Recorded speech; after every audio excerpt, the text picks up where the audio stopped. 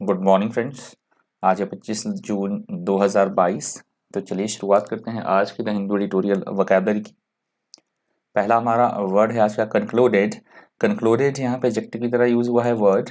Concluded का मतलब होता है किसी भी चीज़ की समाप्ति होना, एंड होना किसी चीज़ का, संपन्न होना किसी चीज़, कोई प्रोसेस है, कोई काम है या कोई भी बात है तो उसका कंप्लीट होना, उसे बोला जाएगा कंक्लूडेड, समापन होना।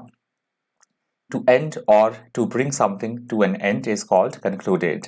Synonyms है completed, ended, terminated, complete or finished. Antonyms है unfinished, ongoing, uncompleted और undone. Example देख लीजिए. The president concluded his tour with a visit to a charity concert. कि प्रेसिडेंट की कोई यात्रा थी, उनका कोई टूर था, तो उन्होंने अपनी जो यात्रा समाप्ति की वो एक चैरिटी कंसर्ट के साथ की। वहां जाकर उन्होंने अपनी यात्रा जो है वो समाप्त की। अगला हमारा शब्द है रिवील्ड। यहाँ पे एडजेक्टिव की तरह वर्ड यूज हुआ है। रिवील्ड का मतलब होता है कोई सीक्रेसी है, कोई सीक्रेट बात हमें रखनी है, परंतु उसका प्रकट हो जाना, सभी के सामने वो बात आ जाना, उजागर होना उसका सभी के सामने, एक्सपोज होना, उसे बोला जाता है revealed. To reveal something means to make people aware of it. Synonyms है disclose, show, expose, display, uncover और कम्युनिकेट। एंटोनिम्स है हाइड, कंसील, कवर और सप्रेस। एग्जाम्पल देख लीजिए. He refused to reveal any names to the police. तो किसी मुजरिम की बात हो रही है, किसी ने कोई काम किया होगा तो पुलिस ने उसे अरेस्ट किया होगा, तो उसने ये उजागर करने से मना कर दिया। किसी के नाम पूछ रहा, मतलब इंटेरोगेट कर रही होगी पुलिस, तो उसने नाम बताने से बिल्कुल मना कर दिया, गुप्त ही रखा उसने। अगला हमारा शब्द है टेंजिबल। यहाँ पे एडजेक्टिव की तरह वर्ड यूज हुआ है।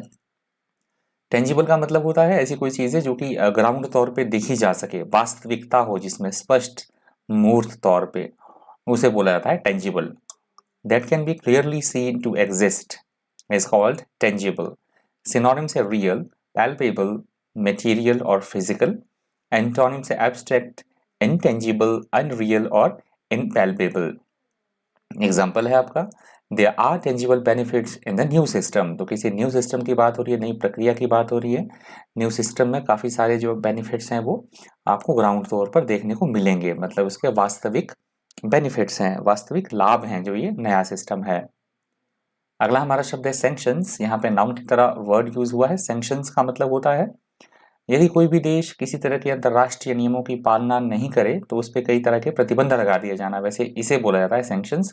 पर प्रतिबंधित करने को भी सैंक्शंस हम बोल सकते हैं। किसी भी चीज को ना होने देना, प्रतिबंधित करना, कंट्रोल करना, रिस्ट्रिक्ट करना, उसे बोला जाएगा sanctions. Sanctions are measures taken by countries to restrict trade and official contact with a country that has broken international law. Synonyms है penalty, punishment, ban, discourages. Antonym से रिवॉर्ड्स, डिबार्स। एग्जाम्पल आप देख सकते हैं. Economic sanctions were imposed on any country that refused to sign the agreement. तो यदि कोई भी देश किसी तरह के समझौते की बात हो रही है, जो समझौते पे हस्ताक्षर नहीं करता है, तो उस पर कई तरह के आर्थिक प्रतिबंध जो है वो लगा दिए जाएंगे। अगला हमारा शब्द है सोवंटी।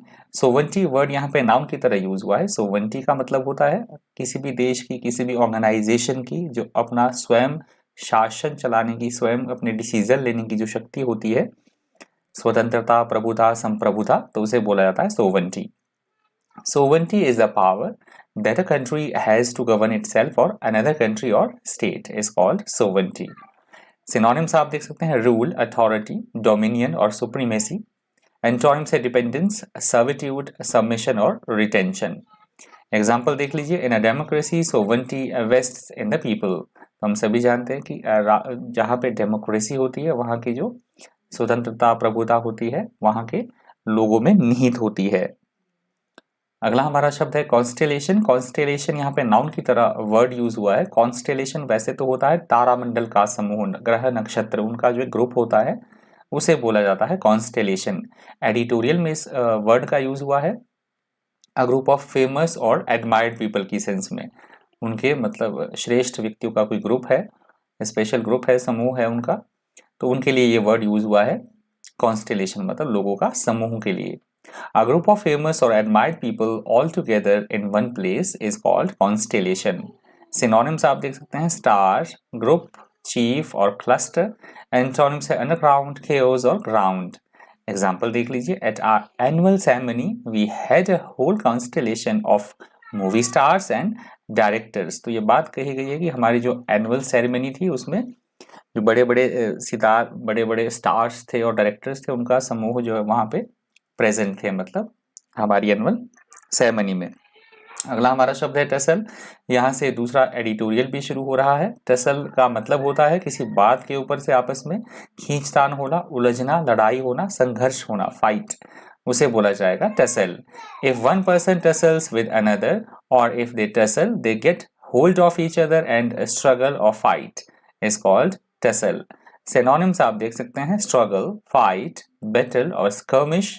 एंटोनिम्स एग्रीमेंट, काम, हार्मोनाइज और कंसेंसस।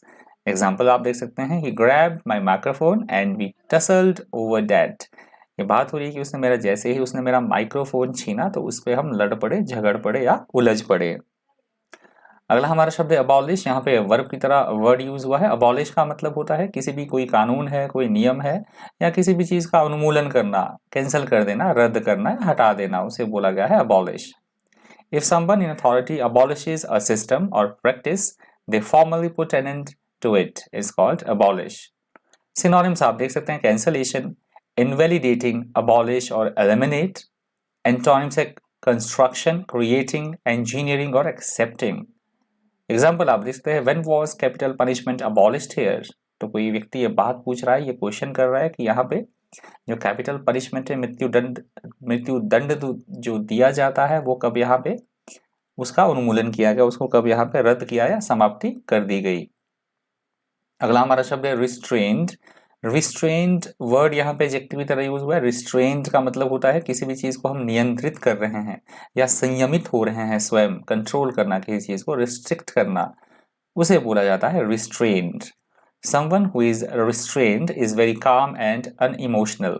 Synonyms आप देख सकते हैं controlled, quiet, restricted, constrained और repressed.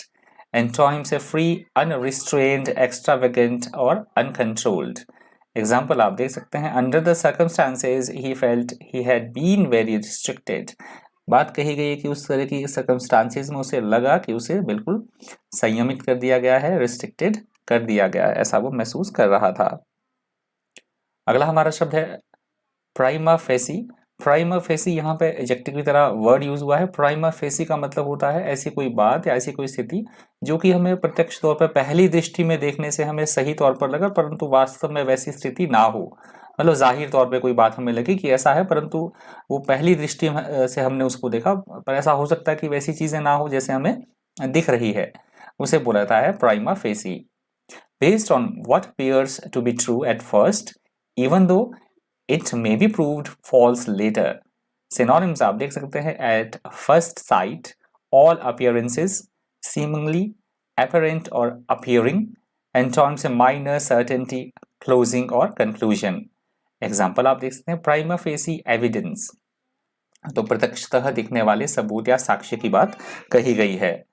अगला हमारा शब्द है स्कटलिंग। यहाँ पे वर्ब की तरह वर्ड यूज हुआ है। स्कटलिंग का मतलब होता है किसी भी चीज को बर्बाद कर देना, तबाह कर देना, तहस नहस कर देना, उसे बोला जाता है scuttling. To scuttle a plan और a proposal means to make it fail और cause it to stop is called scuttling.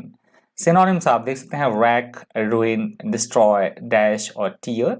Antonyms है ड्विंडल, क्रॉल, डिथर, आइडर और लोटियर। एग्जाम्पल आप देख सकते हैं such threats could scuttle the peace conference, कि इस तरह की जो धमकियां मिल रही है, इस तरह का जो खतरा है, ये इस तरह की जो शांति वार्ता होनी है उसके लिए बहुत बड़ा एक खतरा है, उसको शांति वार्ता को वो मतलब तहस नहस कर देगी, उससे उस पर बहुत ज्यादा नेगेटिव इम्पैक्ट पड़ेगा। अगला हमारा शब्द है इम्प्रॉम्प्टू। इम्प्रॉम्प्टू यहाँ पे एडजेक्टिव की तरह यूज हुआ है वर्ड। इम्प्रॉम्प्टू का मतलब होता है बिना तैयारी के कोई कार्य करना, एकदम से हमें कुछ करने के लिए बोल दिया जाए, बिना कुछ हमने कोई प्लानिंग नहीं किया है, कोई तैयारी नहीं किया है, तो उस प्रक्रिया को दिखाने के लिए इस वर्ड का यूज किया जाता है इम्प्रॉम्प्टू का। या फिर कहीं पे भाषण देना बिना किसी प्लानिंग के तैयारी का कोई काम करना, that is called impromptu. An impromptu action is one that you do without planning और organising it in advance. Synonyms आप देख सकते हैं ऑफेंड, spontaneous, unprepared, extempore और impoverished. एंटोनिम से intended, planned, deliberate, prepared और intentional. एग्जाम्पल आप देख सकते हैं, this afternoon the PM held an impromptu press conference. तो ये बात कही गई कि इस दोपहर को प्रधानमंत्री ने जो है एकदम से ही कॉन्फ्रेंस बुला ली, ऐसी कोई पहले प्लानिंग नहीं थी, परंतु वो एकदम से ही उन्होंने प्रेस वार्ता, प्रेस कॉन्फ्रेंस जो है वो बुलाई, ऑर्गेनाइज की. अगला हमारा शब्द है need for the 11th hour. Need for the 11th hour यहाँ पे फ्रेज की तरह यूज हुआ है वर्ड, ये इडियम्स और फ्रेजेस में आता है. Need for the 11th our का मतलब होता है कोई भी डिसीजन या कोई भी काम बिल्कुल अंतिम समय में करना, लास्ट मोमेंट में कोई काम करना, कोई डिसीजन लेना या अंतिम क्षण में कोई चीज करना, उसे बोला जाता है need for the 11th hour. Example देख लीजिए, we only received the signatures at the 11th hour. तो ये व्यक्ति कोई बात बोल रहा है कि हमें जो सारे हस्ताक्षर है, सिग्नेचर्स जो है वो अंतिम क्षण में हमें प्राप्त हुए. अगला हमारा शब्द है प्रेजुडिस. यहाँ पे वर्ब की तरह वर्ड यूज हुआ है. प्रेजुडिस का मतलब होता है किसी से किसी तरह का कोई पक्षपात करना या किसी को हानि पहुंचाना, उसे बोला जाता है प्रेजुडिस. पक्षपात करना, किसी से पार्शियलिटी करना या हानि पहुंचाना किसी को, उसे बोला गया है प्रेजुडिस. या कोई हम पूर्व धारणा बना लेते हैं अपने मन से पहले ही कि ऐसा है तो ऐसा ही होगा, तो उसे भी प्रेजुडिस हम बोल सकते हैं. Prejudice is an unreasonable dislike of a particular group of people or things, or a preference for one group of people or things over another is called prejudice. Prejudice के synonyms है bias, partiality, discrimination or influence. Antonyms है tolerance, fairness, justice और equity. Example आप देख सकते हैं, there was a deep-rooted racial prejudice long before the two countries went to war.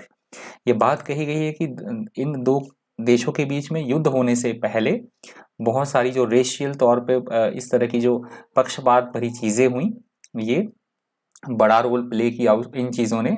इसके बाद ही जो है दोनों देशों के बीच में है युद्ध हुआ. अगला हमारा शब्द है एग्रीव्ड. यहाँ पे वर्ब की तरह वर्ड यूज हुआ है. एग्रीव्ड का मतलब होता है हम किसी से सताया हुआ फील कर रहे हैं, व्यथित फील कर रहे हैं, पीड़ित, किसी का सताया हुआ, उसे बोला जाता है एग्रीव्ड. अपसेट और angry at being treated unfairly, that is called aggrieved. Aggrieved के सिनोनिम्स हैं रिजेंटफुल, ऑफेंडेड, अपसेट, अनॉयड और पेन्ड. एंटोनिम्स है हैप्पी, प्लीज्ड, सेटिस्फाइड और डिलाइटेड. एग्जाम्पल आप देख सकते हैं, I really feel aggrieved at this sort of things. कि कोई व्यक्ति ये बात बोल रहा है कि इन चीज़ों से मुझे बड़ा ही पीड़ा हुई, बड़ा ही मुझे दुख हुआ इन चीज़ों के होने से.